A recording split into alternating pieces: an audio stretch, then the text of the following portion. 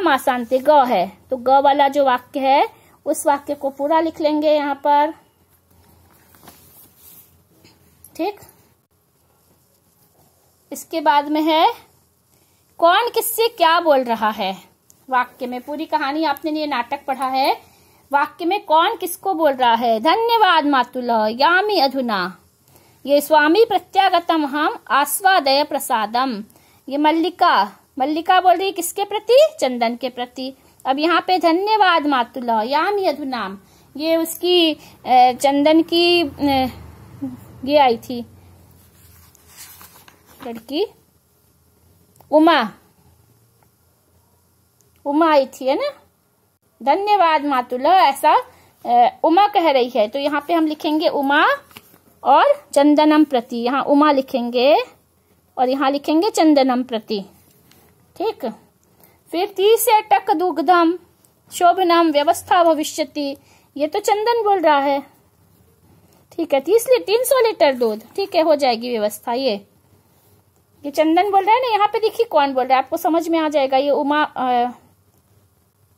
चंदन बोल रहा है। 30 टक परिमितम दुग्धम, ठीक है, किससे बोल रहा है ये, उमा के प्रति, तो उमा प्रति यहाँ लिखेंगे। तीसरे वाक्य में उमा प्रति, उमा प्रति, उमाम प्रति। मूल्यम तु विक्रियैव दातुं शक्यते, मूल्य तो बेच करके ही दे सकते हैं। ये हमने उसमें देखा था जब कुंभकार के पास गया था चंदन। ठीक है, साधु मूल्यम तु विक्रिय एव दातुं शक्यते, ये चंदन कह रहा है किससे, देवेश से। तो चंदनः कथयति देवेशः प्रति, देवेशः प्रति आ जाएगा, देवेश के लिए। चंदनः और देवेशः, यहाँ देवेशः हो जाएगा। पुत्री के नाहम पाप कर्मम करोमि, अब यहाँ पे वो जो आभूषण देती है तब ये देवेश जो कुंभकार है वो बोलता है ना, पुत्री के नाहम पाप कर्मम करोमि, ये देवेश कह रहा है किससे, मल्लिका से। देवेशः मल्लिकाम प्रति, यहाँ पे हम लिखेंगे देवेश और मल्लिका। यहाँ देवेश कह रहा है किससे कह रहा है, मल्लिकाम प्रति। चंदनम प्रति है, फिर यहाँ पे भी चंदनम प्रति है, फिर उमा प्रति है। आपको ये देखना है कौन किससे कह रहा है। देवी मयापि ज्ञातम यद अस्माभिः सर्वथा अनुचितम कृतम, सबसे अंत में जब उसकी बुद्धि ठिकाने आ जाती है चंदन की, तब वो अपनी पत्नी से बोल रहा है, मल्लिका से, है ना। समझ में आ गया मेरी अच्छी तरह से, है ना। यहाँ पे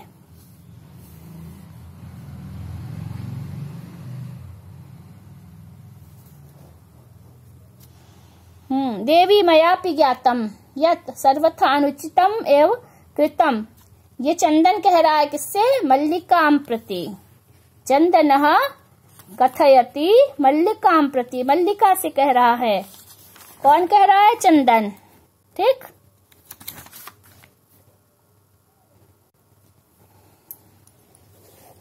फिर संधि है इसकी, ये तो पाठ में करवा ही दी थी।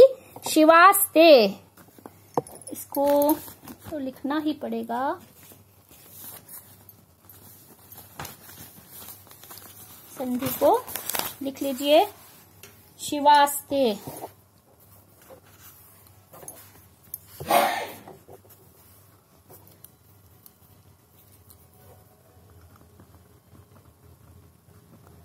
शिवास्ते, शिवाः ते, कौन सी संधि है, विसर्ग को हो गया है स, विसर्ग संधि। शिवाः ते, शिवास्ते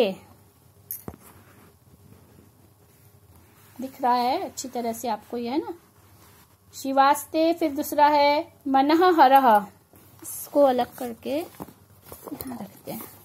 हाँ, मनः हरः,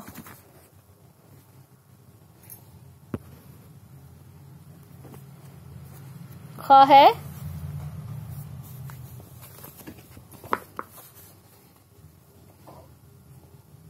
मनः हरः, मनः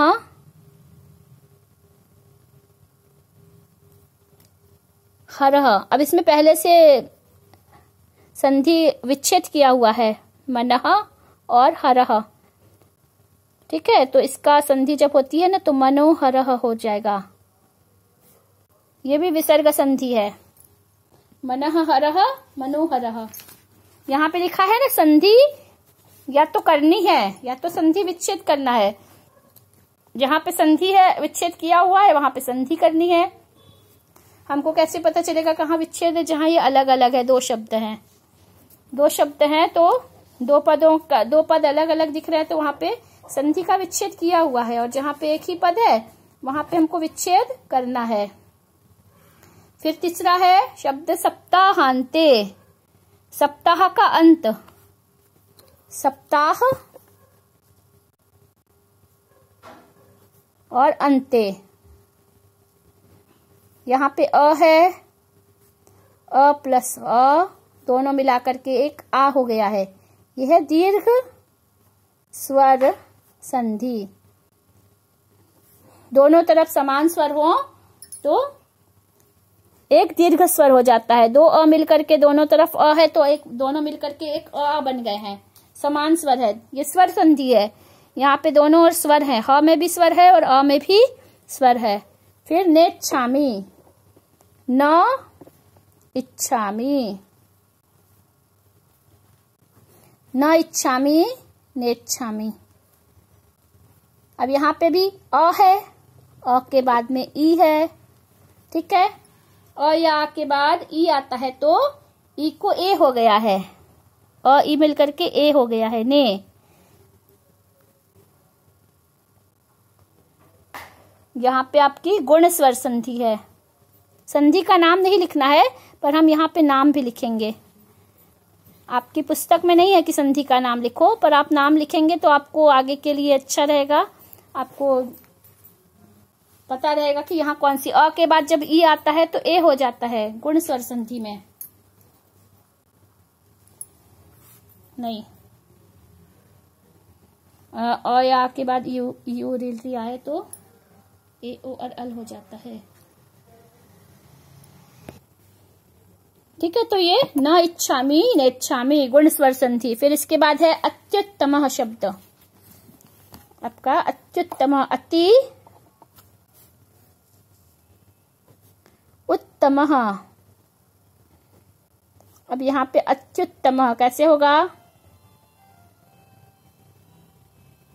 इसको समझ लीजिए संधि कैसे बनी।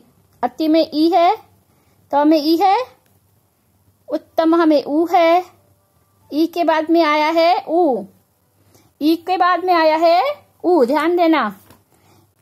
ठीक है, ई उ री के बाद में असमान स्वर आता है तो ई को य हो जाता है, ऐसा सूत्र है। ई को हो गया है य। ठीक है, और य में हम ऐसा लिखेंगे, य में भी कोई स्वर नहीं जुड़ा, य में ऊ को जोड़ेंगे तो हो गया यू। ठीक है, अत यू और तमः, अत्युत्तम। ठीक है, इसको जब जोड़ देंगे एक साथ तो अत्युत्तम। कौन सी संधि है? क्यों? यह है यण स्वर संधि, यण स्वर संधि। ठीक है, ये एक शिवास्ते मनहरः सप्ताहान्ते नेच्छामि अत्युत्तमः। लिख लीजिए इसको अच्छी तरह से आप लोग अपनी कॉपी में।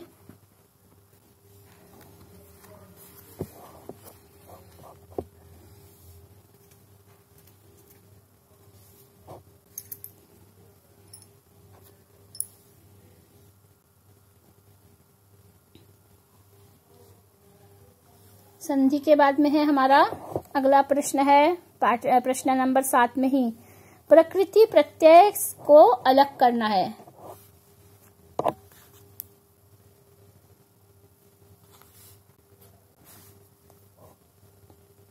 लिखा है प्रकृति और प्रत्यय। यहाँ प्रकृति होता है मूल पद, प्रत्यय के को जोड़ने के पहले यहाँ पे प्रत्यय को या तो संयोज्य करना है या विभाग करना है।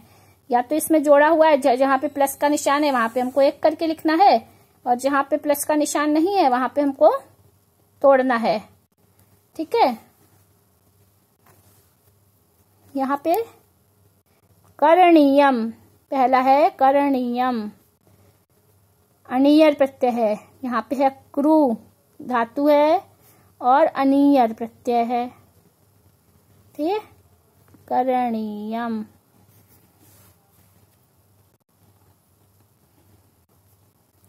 फिर है विक्रिय, ख विक्रियप, क्री ये और प्रत्यय है ल्यप, विक्रियप, विक्री। आपको पहले भी प्रत्यय बता चुके हैं, ल्यप का य बनेगा, केवल बचेगा, विक्रिय हो जाएगा। पठितम,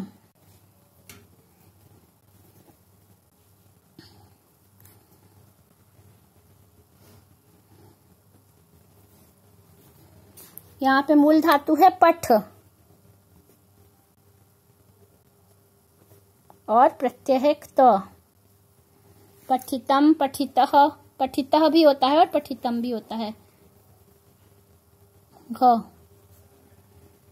ताड़य कत्वा।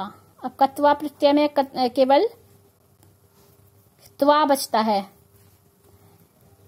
और ताड़य, ताड़य का ताड़यित्वा, ताड़यित्वा,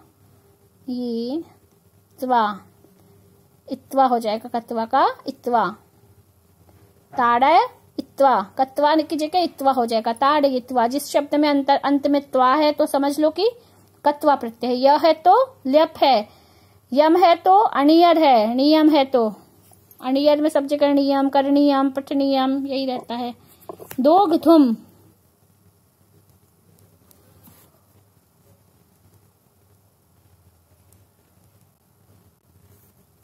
यहाँ पे दुह धातु है,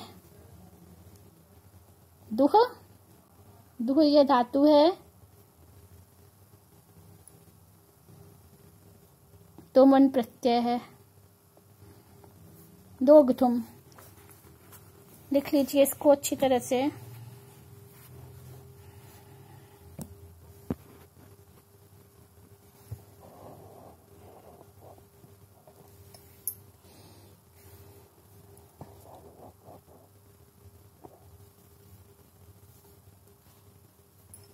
इसके बाद में आपको जो भी कठिनाई होगी, जो समझ में नहीं आएगा, आप नीचे कमेंट बॉक्स है उसमें आप अपनी कठिनाई पूछ सकते हैं।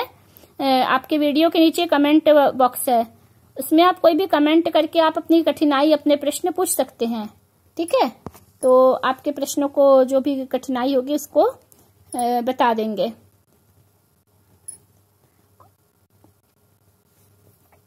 और इसके बाद में आपका योग्यता विस्तार है। योग्यता विस्तार में आपको केवल कहानी के बारे में लिखा है कि इस कहानी से हमको क्या समझ में आता है। भाव विस्तार में उसमें की जो सुक्तियां हैं दो, अविवेक परमा पदाम पदम, उपायम चिंतयेत प्राज्ञ, ये इससे और इसके संबंध में और कौन कौन सी ऐसी कहानियां हैं इस कहानी से मिलती जुलती, और कौन सी सुक्तियां हैं।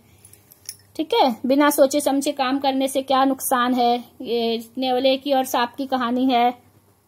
ठीक है, ये गोदोहनम जैसी ही कहानी है एक, कि एक व्यक्ति था जो वो अपने नेवले के लिए बच्चे को सौंपने को के लिए सौंप करके गया था नेवले को, लेकिन उस बच्चे के पास में सांप आता है तो सांप को नेवले ने मार दिया।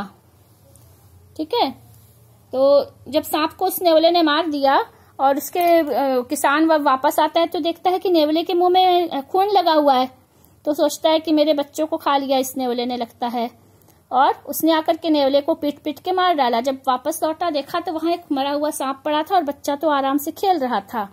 ठीक है, तो यहाँ पर भी उसने बिना विचारे जो करे सो पाछे पछताए, है ना, काम बिगाड़े आपनो जग में होत हसाए। यह है जो बिना सोचे समझे काम करता है और जो इकट्ठे भीड़ बना करके काम की रखता है, दोनों की ये हालत है। और इसमें आपकी एक और कहानी लिखी हुई है। एक सांप था, ठीक है। सांप द्वारा एक बगुले ने नेवले का प्रबंध कर सांप को खाने के लिए रखा था, लेकिन सांप को खाने के साथ साथ सभी बगुलों को भी खा लिया उसने, ठीक है। नेवले ने बगुले के बच्चों को भी खा लिया। तो सोच समझ करके उसने नहीं रखा, उसने चौकीदारी में रखा था एक नेवला, लेकिन नेवले ने बगुले के बच्चों को भी खा लिया और सांप को भी खा लिया। ऐसी भी मूर्खता की उसने। लेकिन ये मुझे इतने नहीं जम रही है, मुझे वो कहानी ज्यादा अच्छी लग रही है। बिना विचारे जो करे सो पाछे पछताए, काम बिगाड़े आपनो जग में होत हसाए, ठीक है। और काल करे सो आज कर, आज करे सो अब, परले में परलय होता है, बहुरी करेगा कब। जब समय पे हमने काम नहीं किया और उसका कोई फायदा ही नहीं है, फिर कब करेगा, है ना। अभी तुम लोगों को पढ़ना है तो बैठे हैं कि ये चलो लॉकडाउन है, घर में आराम से पढ़ लेंगे। कभी तभी अचानक से पेपर होने लगा या कोरोना मान लो खत्म हो गया और एकदम से पेपर की घोषणा हो गई तो आप लोग सब घबरा जाओगे। अभी तो सब आराम से बैठे हैं कि पढ़ लेंगे, संस्कृत तो है, सरल है, कर लेंगे हम आराम से, है ना। तो अभी से आप लोग उसकी तैयारी शुरू करिए। आपके 3 पाठ आज कंप्लीट हो चुके हैं और इसके तीनों पाठ के आपको प्रश्न उत्तर, अनुवाद सब समझना है। इसमें जो भी कठिनाई होगी आपको वीडियो के नीचे कमेंट बॉक्स में अपनी कठिनाई को बताना है, ठीक है। चलिए, तो इसको पूरा लिख करके अपनी कॉपी में प्रश्न उत्तर को याद भी करिएगा और याद करने के बाद मुझे बताइएगा मैसेज करके कि आपने सबको, सारे बच्चों ने इसको याद कर लिया है। 3 पाठ तक की आपकी कंप्लीट तैयारी हो चुकी है, ठीक है। चलो बाय।